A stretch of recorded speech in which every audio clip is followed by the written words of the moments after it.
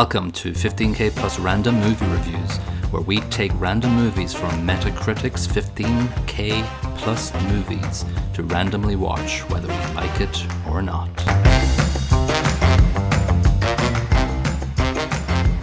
Hello and welcome to episode 42 of 15K Plus Random Movie Reviews. This is Colin. And this is Niall. And this is Random Movie 871, The Wonderful Story of Henry Sugar from 2023, so not too long ago. And another sort of unique element to this is only 37 minutes long. It was released as a quartet of Roald Dahl adaptations by Wes Anderson last year and on Netflix. It's got a Metascore of 85 and a user score of 7.4, so it's liked a lot by people. Yep.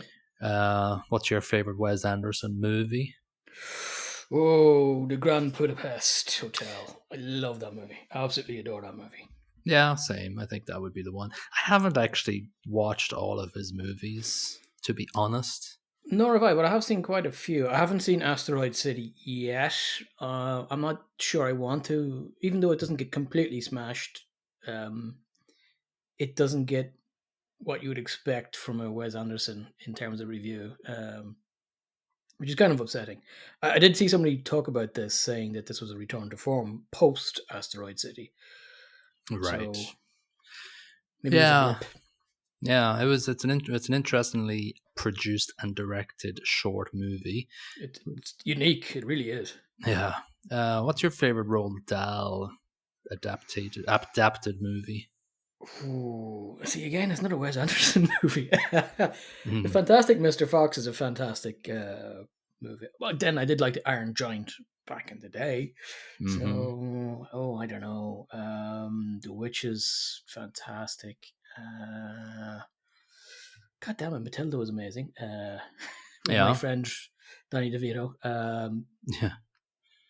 I watched Willy Wonka, the original, over the Christmas break. I think that's a fantastic movie. That is. Roald Dahl didn't like it that much, apparently. He didn't like the... What did he not like about it? He didn't like Gene Wilder being in it. He wanted Spike Milligan. And I'm glad it wasn't Spike. Don't get me wrong, I loved Spike Milligan. But Gene Wilder brought something different to it. I think Gene Wilder brought a bit more empathy than you would have got from Spike Milligan. Yeah, and a lot more layered sort of, what type of person is this person? You know, there's chunks of sinister going on there, you know, as they're in the weird ass tunnel that makes no sense. Yeah. I just love at the end, he's like, good day to you, sir. Good day. Yeah. I think it's a good day. Yeah, that's great. Yeah, it's just amazing. Yeah. So Gene Wilder, irreplaceable in that movie. Spike Milligan would have been great, but I think it would have brought it down a couple of levels in my estimation. Yeah, I don't know if I place it number one. It's a very important place in my heart. Growing up as a child, the theme tune at the end of the song, singing out the movie as Gene Wilder sings the song as they fly away in the glass elevator, it brings tears of nostalgia to my eyes. Still, there's some great scenes. I think every time.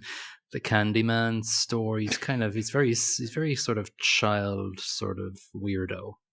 He's the Candyman can just throwing candy at all the kids. I just find it quite unsettling every time he does that song. This was released last year along with The Swan, The Ratcatcher, and Poison. I haven't watched any of them. I think they're all around the 17 mark. This one's substantially longer than those, so they're very short stories. Yeah, and it looks like a lot of the actors are just used multiple, like in this movie, a lot of recycled. Actors. Yeah, so I think it was just a one big project that they got into. Just a word before, like obviously with Wes Anderson, cinematography is key, and Robert D. Yeoman is the dude that does all the cinematography for all his movies. So again, in this one, if you're a Wes Anderson fan, you will enjoy it. This is at 11 on this one. Really is. In September 2021, Netflix paid $686 million for the Roald Dahl Story Company. So they're beginning to churn out the stuff. Yeah. I don't think that's a bad thing, to be honest. No. And, talking about the Grand Budapest Hotel is the first time that Rafe and Ben Kingsley are reunited since Schindler's List 30 years later. Nice. So that's nice. They don't have any scenes together, but I'm sure they had a nice reunion on set. Maybe there's a reason why they weren't allowed in any scenes together. Some sort of Mm. eternal animosity. Eternal. Damn you, Nazi! Ben Kingsley wasn't a Nazi, though. No, but Rafe was. Oh, right. Sorry. I keep on forgetting it's Liam Neeson that has the Ben Kingsley scenes. Yeah. It's Liam Neeson as Schindler. And he was also a Nazi in the movie. True, yeah, but a nice one. A nice Nazi, yeah. He was in the party just for giggles. Yeah. He was just, yeah. So the nutshell of this summary is this short anthology film adapts 4 of the stories in the Roald Dahl collection. The Wonderful Story of Henry Sugar and 6 More. The main story follows Henry Sugar, who is able to see through objects and predict the future with the help of a stolen book. So basically, I think the only thing we talked about before we came on air was the extremely rapid pace of this movie. Yeah, it doesn't give you a gosh darn second. Because normally, as we're watching these movies, I like to slap down a couple of notes and must talk about blah, and he says blah blah blah, and I want to say that later, when we're discussing it. You don't get a second. No, it was apparent within the first few seconds that I couldn't write notes as much as I wanted to. Yeah, and if I was writing something down, I've just missed a paragraph. I don't know what's happening. I have to stop and go back. So so I was trying to write while watching the screen, and my notes are gibberish. Yes, yeah. If I'm honest. But yeah, listen, incredibly fun to watch in my mind. A different taste of movie compared to our last one. While the last one had me feeling despair towards the whole film industry, this remedied a lot of that. Yeah, it's great the way we can just go from one side, swing of the pendulum to the other, and see a master at work from seeing some idiot trying to do a TV movie. So yeah, we're getting an intro where Rafe finds his Roald Dahl in his writing nook, his writing shed, and actually, when the movie started, I was like, oh, I've actually seen this on YouTube. Have you seen it? Yeah, but it was Roald Dahl. Yeah, it was Roald Dahl. And he's so on point, like and there's actually there's a piece of trivia on IMDb about this. Wes seen Rafe, in the corner, basically muttering to himself, and he was going over the YouTube footage in his head, and he was trying to get into character. And he went, no, we're using that. That's amazing. Yes. Yeah, it was great. It was dead bang on, and because I remember watching that YouTube video, just wow, he writes everything in pencil on paper in this little shed in his garden. He's got his process, and he sticks to it, and he's very regimented about it. Obviously works as well. Oh yeah. He wrote some good stuff. Okay, so Roald Dahl basically takes the point of a narrator at the start, but then Benedict Cumberbatch takes over as a narrator, and then Ben Kingsley takes over as a narrator. There's a lot of narration of things, and I read the actual short story today over a couple of hours, and the movie is very, very what's the word? Honest to the book, to the short story. Good. Yeah. Good. Not a lot of changes at all. The one of the first major changes is the name of the actual doctor who wrote the story. So in the movie, it's Z.Z. Zatterjee, and okay, yeah, and then Zatterjee or whatever. Yeah, and then in the book, it's like Howard, Dr. Howard. Oh, really? Okay. Yeah. Oh, sorry, it's Dr. Chatterjee in the movie, and it's Z.Z. Chatterjee. Yeah. In the movie, it's just, and the story, it's just Dr. Howard or something like that. So, Dahl intros us all to Henry Sugar. He kind of describes him as a bit of a twit, a bit of a, rich boy. Not evil, but not good. Yeah. kind of a pointless waste of what did he call them? Like seaweed. There's plenty of this type of seaweed Yeah, floating on the sea. yeah, and that's written in Yeah, the book as well. A lot of the dialogue is lovely. just taken from the book. Yeah, it's very nice, and it's very interesting that the book is also written in very short sentences a lot. Oh, really? Yeah, so they Like really just punchy. punchy, rapid. It feels like I did this, and then I went to there, and then this happened. Oh, wow. That's Yeah, yeah. yeah. So it's very And yeah. while that might sound awful, very short sentences, bang, bang, bang, it really works in this. Yeah, so like I came away from it going, it's pretty So, much a stage adaptation. oh yeah, completely. Yeah, It's and like intentionally so because yes, the stagehands are left in on each scene, yeah, and every now and then when the actors will gesticulate to one of the stagehands to move something, it's beautiful.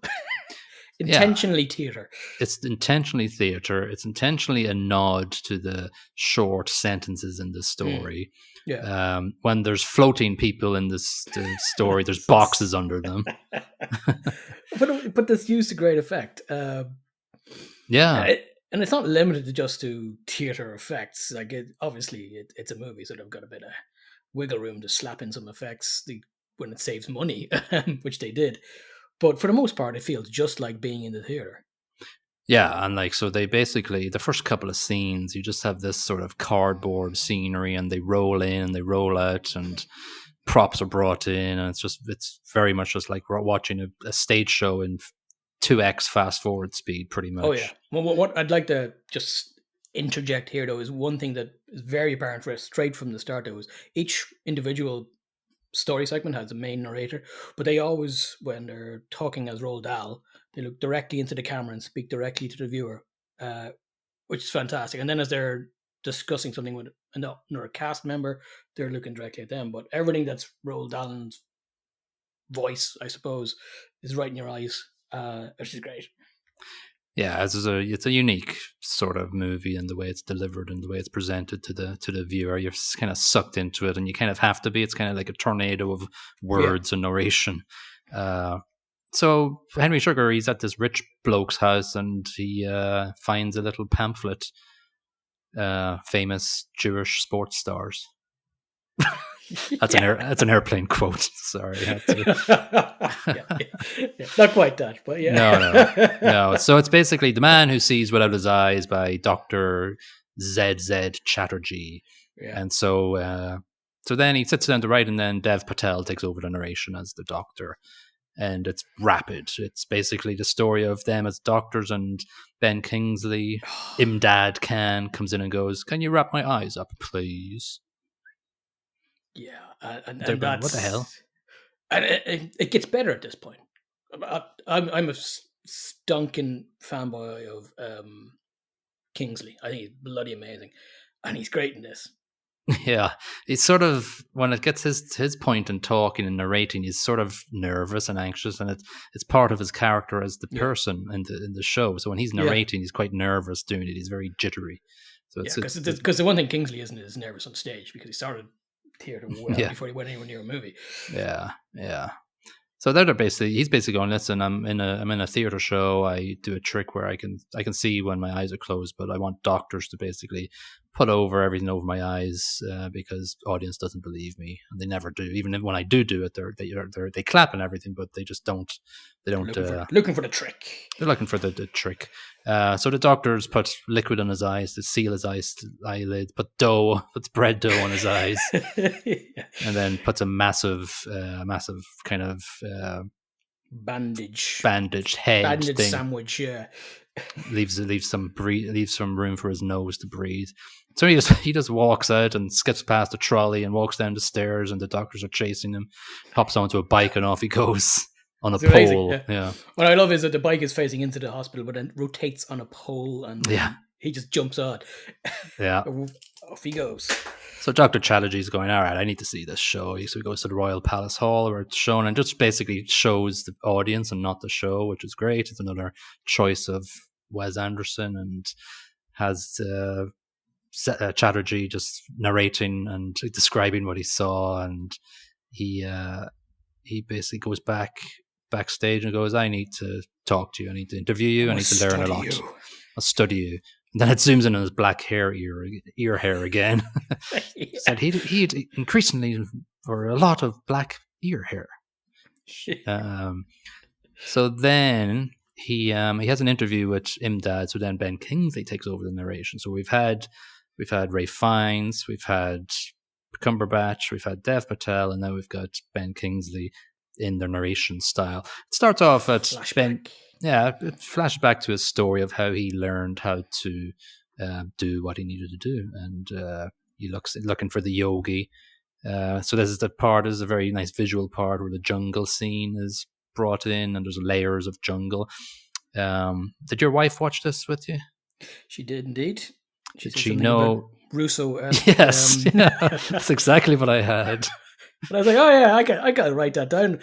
Maybe Colin wouldn't have heard of that before. No, I've got it. No, Henri Rousseau, very famous for his jungle things. I thought there was actually going to be a lion or a tiger because he's very famous for putting faces of lion and tiger, but he didn't. Well, I think that was kind of hinted at though with the dialogue from Ben Kingsley in that he's going, oh, I'm pretty scared.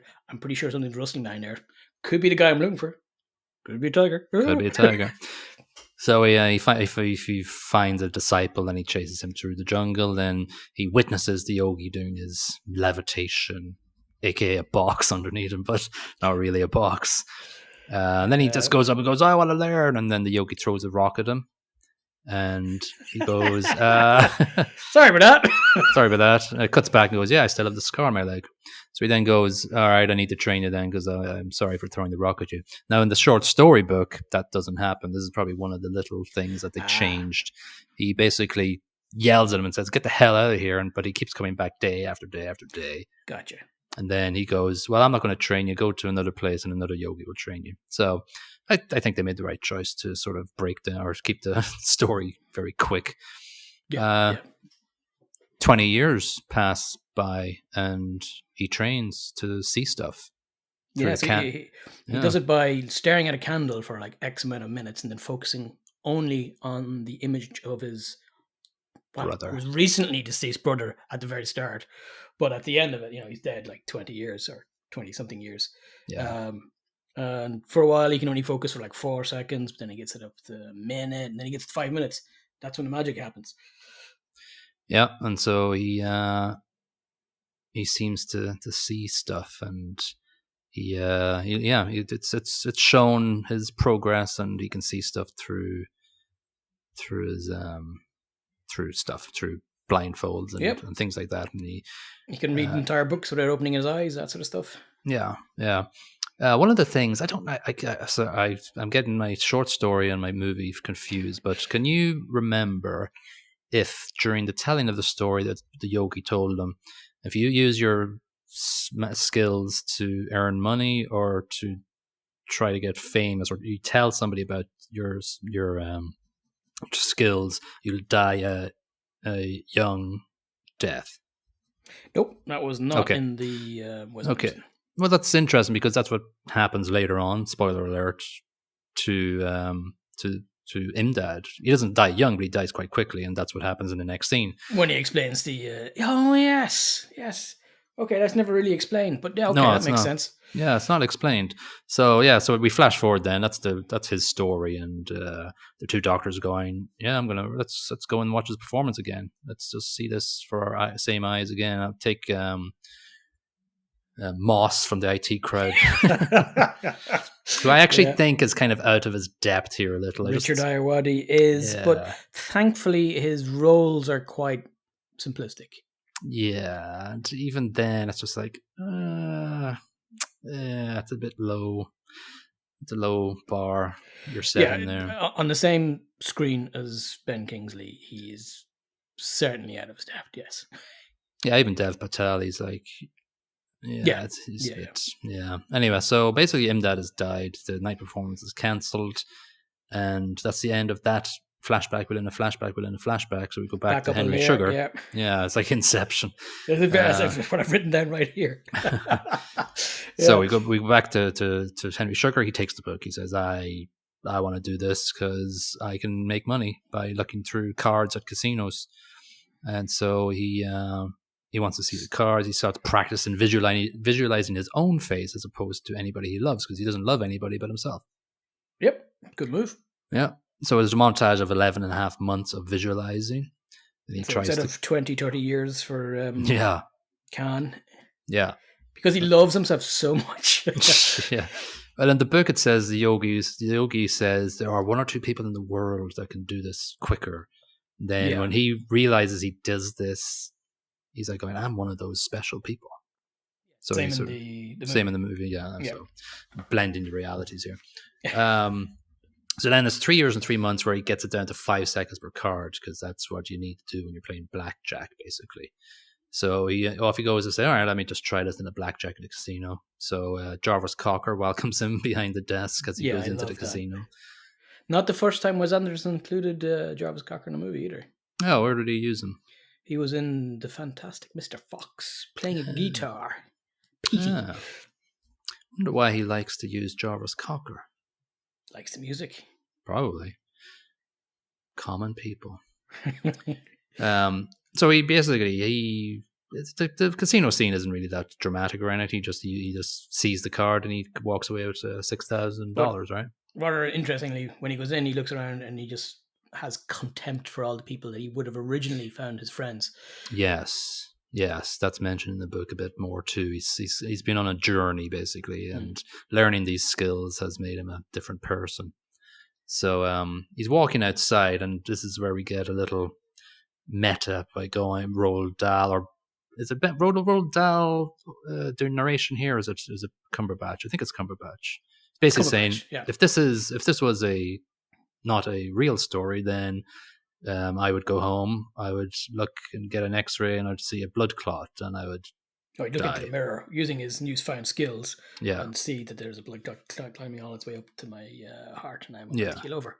But so, this is a real story. This is a real story, so that's not what happened. So yeah, so he so it's not ending. So he walks, and he feels unfulfilled after it. He doesn't want the money.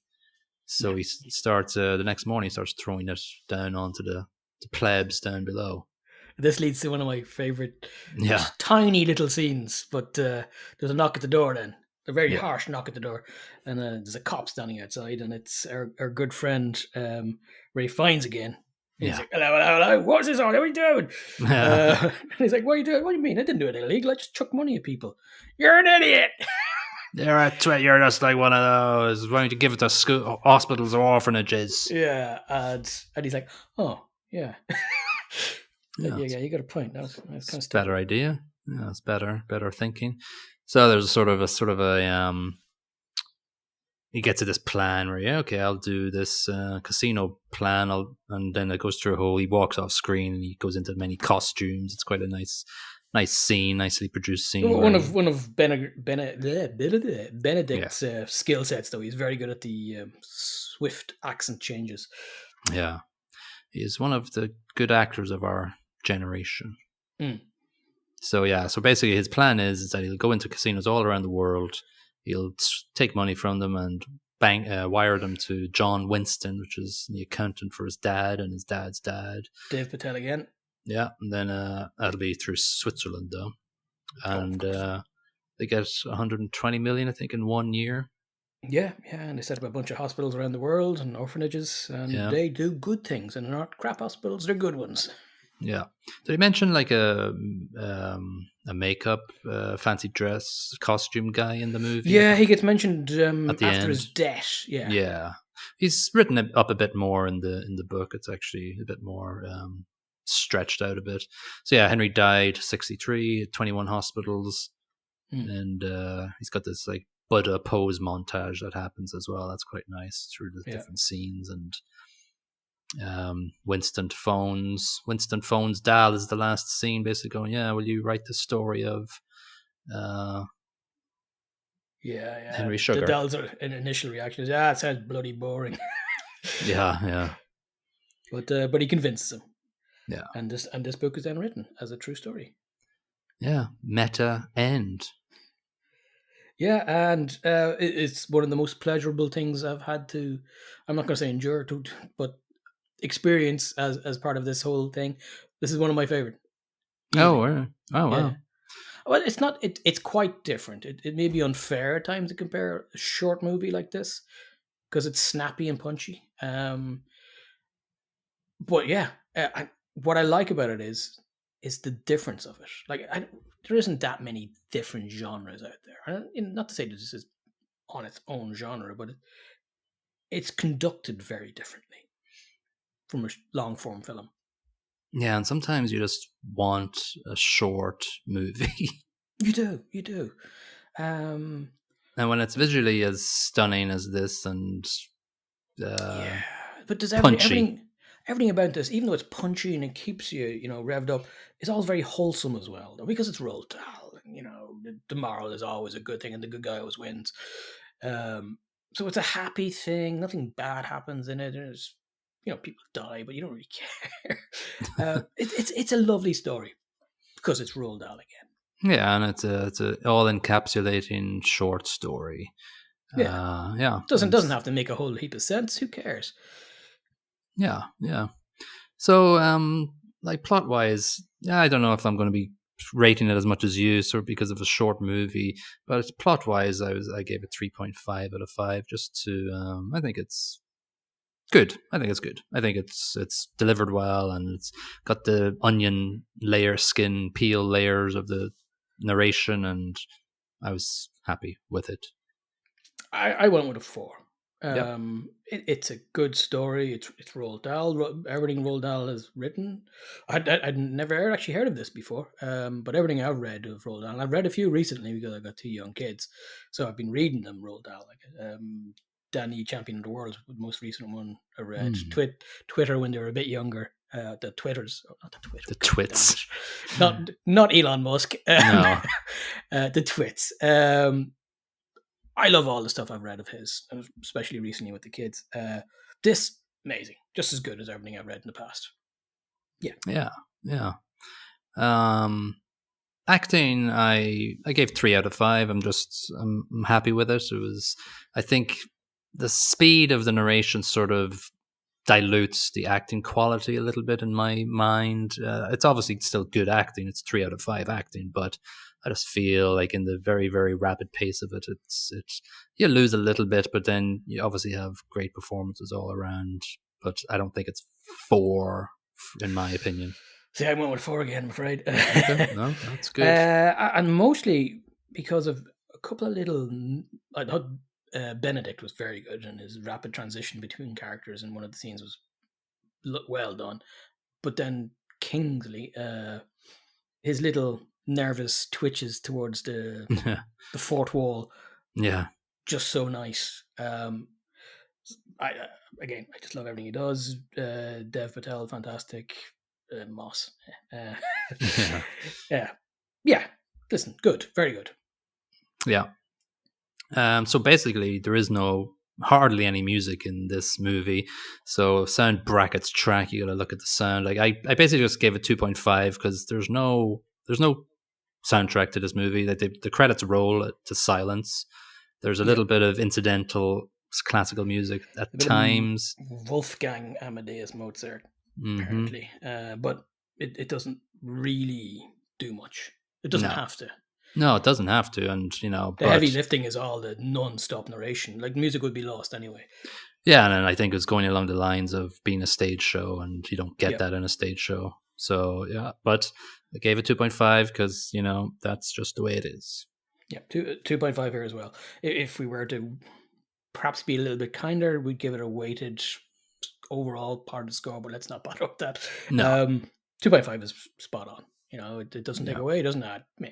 no. And like obviously, the sound throughout is fine. There's no real special effects sound or anything like that. It's just the sound is fine, but there is no sound Sound track. is narration, and to be honest, they have all great voices for narration. Yeah, and I'd take this over the soundtrack of Metroland any day. Well, yeah, I'd take a punch in the groin several times before the soundtrack on Metro land any day. Yeah. So production, I gave 4 out of 5 because it's good. And he basically knew he was going to do, okay, we're just going to do rapid changes, rapid scenery changes. We're going to have everything quite colorful, just like all my other movies. Yeah. And I think he made some good choices, and he followed the story very truthfully, and he went along with the sort of the way the writing is done in the story. And he just went with that, and he said, okay, let's break the fourth wall throughout this movie. And yeah, that's good. Oh, he leans into it heavy. I go 4.25. Yeah, as you say, it's I give it a little bit extra just because it's kind of unique. It's not really something I'd seen before, not this level of it. It's not, I've seen Deadpool, but this isn't that. No. Yeah, but it's a different way of breaking the fourth wall. It's the narration is done by each sub part of the movie's main character, and that's just great in my eyes. Yeah, absolutely. The Guardian, Peter Bradshaw gave it 60 out of 100. He said, at 37 minutes long, its brevity perhaps exposes or even creates a flimsiness in his signature style that in a longer film would have more space to breathe and parade itself. Interesting. Yeah. I disagree. I think the brevity actually adds to it, but could be wrong. Yeah, well, Zan Brooks, I just want to read the other one. He gives it 60 out of 100 as well, also from The Guardian. He says, Anderson's short, sweet, neatly managed production follows the original tale pretty much to the letter, so it kind of agrees with my observation. Yeah. Up at the very top of the thing, RogerEbert.com, Glenn Kenny gave it 100. He said, it's disarming and lovely to see a spiritual growth parable rendered in Anderson's jewel box style. His delivery here is not willfully eccentric, but gorgeously centered. Form underscores content in Henry Sugar in a most delightful way. Yeah, I agree. 100's a bit much for anything, but yeah. You don't like 100s? Nothing is perfect. No. God damn it, nothing is. Not even me. No. All right, so let's unvisualize the wonderful tale or story. What is that wonderful story of Henry Sugar? Yeah. Let's get and that we're just in underneath the length of the movie. We're at 31 minutes, which is fine. So we will randomly select our next movie right now. And it is movie 3059. Not bad. All right, movie 3059 is The Blind Swordsman Zatoichi. Oh, yeah, that one. The Blind Swordsman, Zatoichi. That's dangerous to have a blind swordsman near your colon. All right, so this is from 2004. It runs for an hour and 56 minutes. The summary is, director Takeshi Kitano takes on Japanese cinematic legend Zatoichi. Kitano stars as the blind wanderer with a distinctive red cane and a shock of platinum blonde hair. Softly spoken, he makes a living as a masseur and by gambling, but his humble, shuffling facade masks a lightning-fast, deadly swordsman. With no eyes. Yeah, just like Imdad Khan. Oh, yeah. It's the same guy, only he's an assassin. Yeah. I think it's our first Japanese movie. Yeah, we've had Korean. We've had Korean, we've had Indian. Yeah. We've had Spanish. Italiano. It's South American with Bruguera, the Bone Woman. Oh, God, yes. Oh. Yeah. But anyway, that's I like Japan. I like Japanese stuff. I like I love Japanese movies. Swords play. Yeah. So this one has a Metascore. Samurai style. Yeah, this one has got a Metascore of 75 and a user score of 7.2. So hopefully we get something that's enjoyable and entertaining to watch. Okay. Happy days. Happy days indeed. So join us then for episode 43 of 15K Plus Random Movie Reviews. If you haven't already, follow us on TikTok for some of our favorite and least favorite scenes of movies we've watched. Follow us and subscribe and whatever on YouTube, Spotify, every other audio podcast platform there exists. We are on it. And if we're not on it, there's something wrong with it. Yeah, for sure. You should stop using it. We're everywhere. We've even got a WordPress blog. So if you are stuck in the 90s or the early 2000s and you just want to read a blog, 15K random movie review. Or GeoCities. WordPress.com. Yeah, we've got a MySpace page. Bebo. Yeah. We do have a Facebook page, which, and an Instagram account and all that rest. I've given up on Threads because nobody cares about Threads. Yeah. All right, so we'll see you on episode 43. Look forward to that Japanese movie, The Blind Swordsman Satoshi. Bye-bye. Bye-bye.